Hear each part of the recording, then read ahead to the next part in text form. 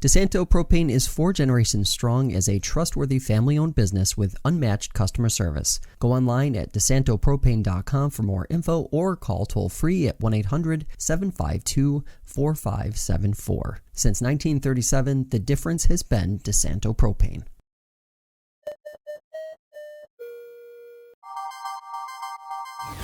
Do you want to know what's happening in the Finger Lakes? We do too. We're going in depth with decision makers in the heart of upstate New York to get the answers you need. From the team of FingerLakes1.com, this is Inside the FLX. Today on Inside the FLX, we are getting our monthly update from Geneva Mayor Steve Valentino. Mayor, thanks so much for being here. Let's start with this. What were your biggest takeaways from last night's City Council meeting? Josh, thank you. It's always a pleasure to kind of hook up with you. Last night was a interesting agenda. We had a lot of paddlecraft. You know, we're working on access to our waterfront.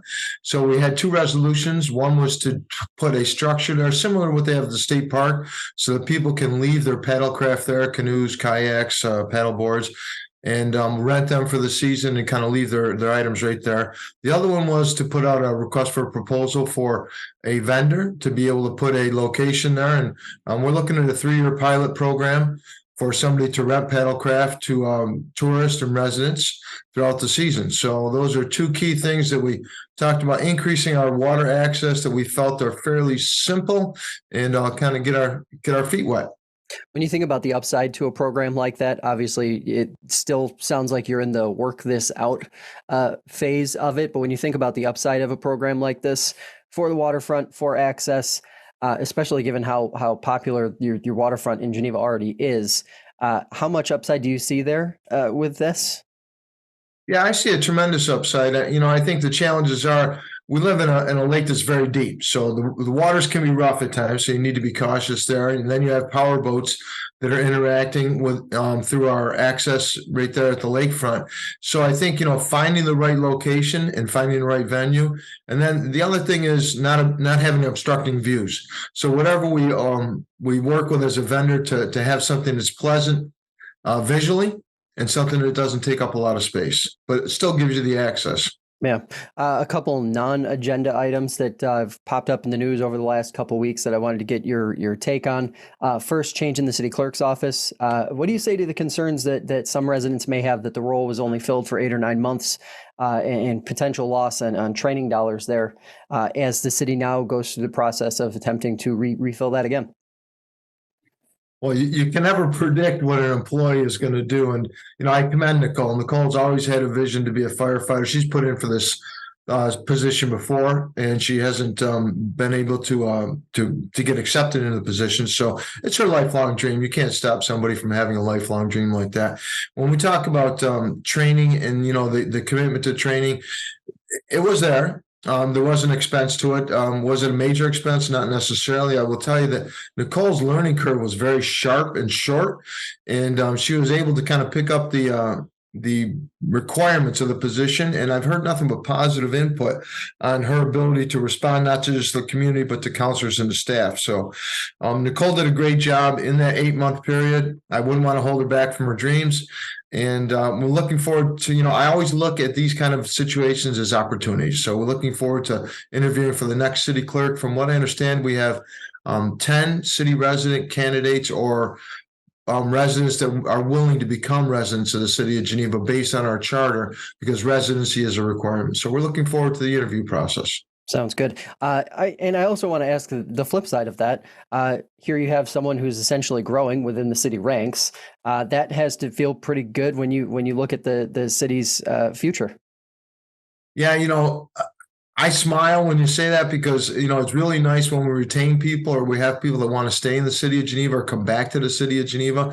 We get criticized sometimes that our kids grow up and they can't wait to leave or they can't wait to go somewhere else because opportunities aren't here.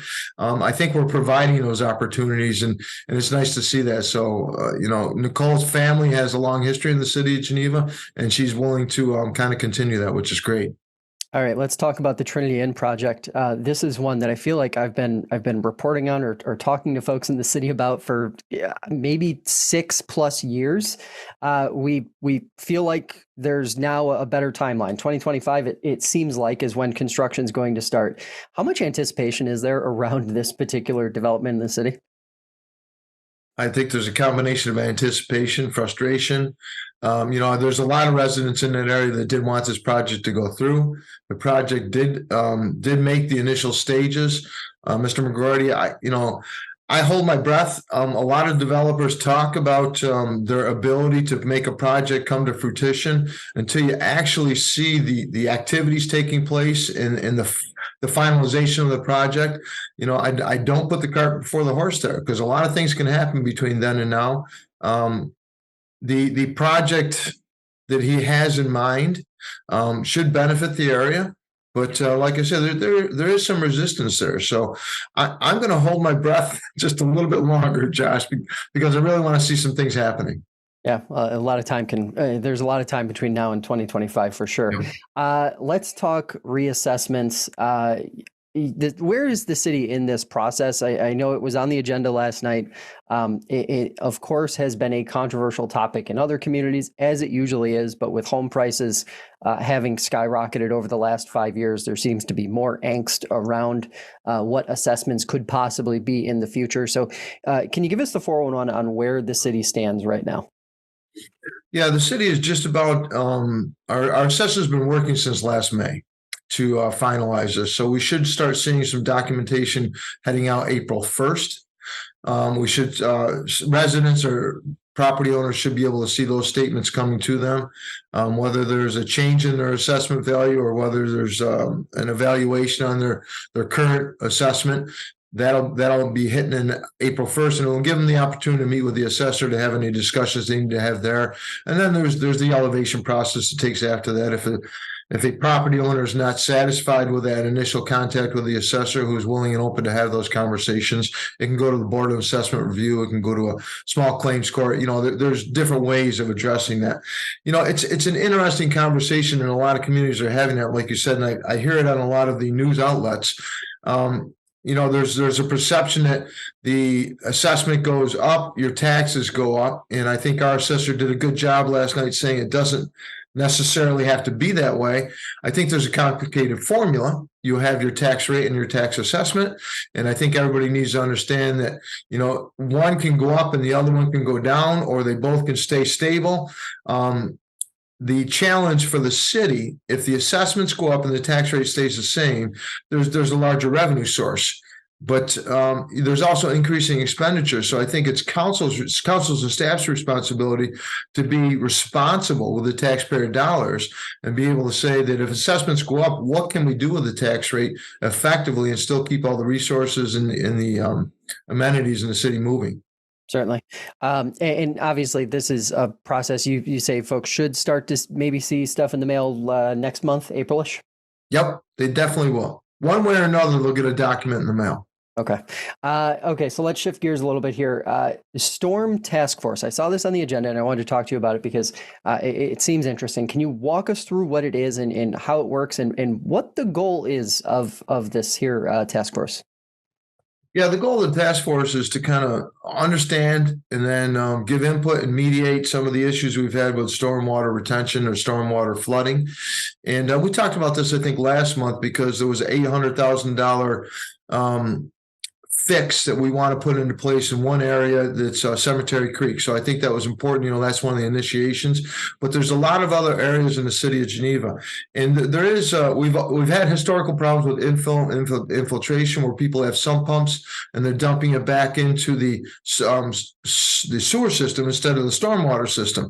So there's a lot of investigation needs to take place. And I think, hearing from the constituents, that's what this task force is designed to do reach outs, community reach outs, and be able to understand where those pockets of major challenges are, where they've been occurring, do some investigation, working with DPW, and hopefully down the road, kind of working with consulting services to best address this. It's a huge elephant, and we're taking some bites at it. And The goal is to try to mediate the immediate issues, to focus on the infrastructure, and to have continual improvement without exhausting all our financial resources and really getting that state and federal support that we're going to need. Yeah, and you and I talked about this last month, I think, too, where, no matter what task force is formed, no matter what action short term is taken, this is a long term thing that is going to require years and years of effort, right? Yep, and I can't emphasize enough state and federal aid support on our infrastructure. So yes, it will take. Listen, the more money you got, the quicker you can get it done. Yeah. Okay. So last topic I wanted to touch on here is something I think you mentioned it at the tail end of our conversation last month, but City Council going with subcommittees as opposed to operating under this committee of the whole, so to speak.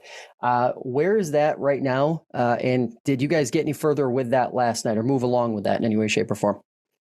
So just as a refresher, I think it's item 3.7 in our charter says that we are committee of the whole. So subcommittees are not currently allowed in our charter.